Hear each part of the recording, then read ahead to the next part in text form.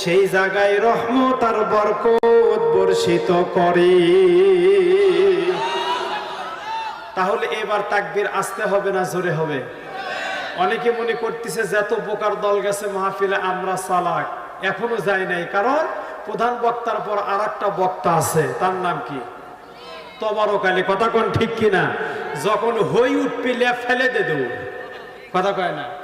এরকম লোক আছে না নাই? অনেকে চিন্তা করতেছে দেখি চা খাচ্ছি বিড়ি খাচ্ছি, বক্তার কণ্ঠ হলে বসবো, না হলে বসে লাভ কি, ওই তবরকের টাইমেই বসবো। এরকম লোক আছে না নাই? আবার অনেকের বাড়িতে বিএনপি আসছে, ওরা নিয়ত করছে গল্প করব আর জাল্লার ফাঁক দিয়ে ওয়াজ শুনবো।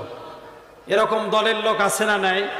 এখন আমি আপনাদের কাছে বলতে চাই, বলেন তো এই মুহূর্তে আল্লাহ পাক তার রহমতি বরকতি ক্যামেরার দ্বারা ছবি তুলে নেয়, কারা কারা ইসলামী জালসায় বসেছে?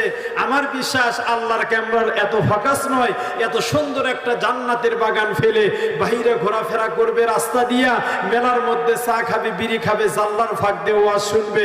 বলেন তো তাদের ছবি কি উঠবে? এই কথা বলেন উঠবে?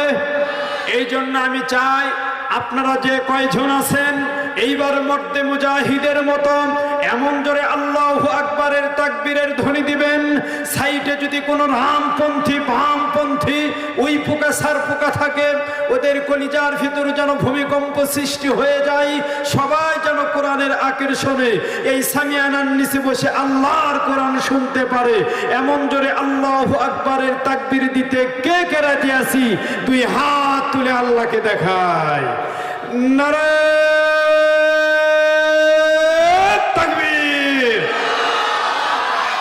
লিল্লাহে তাকবীর। আল কোরআনের আলো,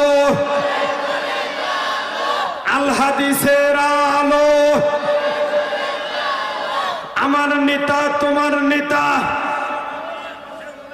অনেকে নেতার নাম করতে ভয় পাচ্ছে, কোন নেতার নাম কয়ে কি বেন হয়, নাম বেন কাটাই যায়।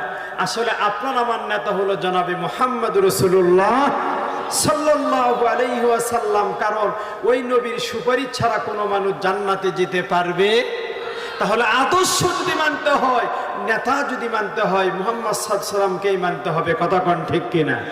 এই জন্য আমি বলবো আমার নেতা তোমার নেতা। আপনারা বললেন বিশ্বনবী, আমার নেতা তোমার নেতা। আলেম ওলামা যেখানে, শয়তান যেখানে,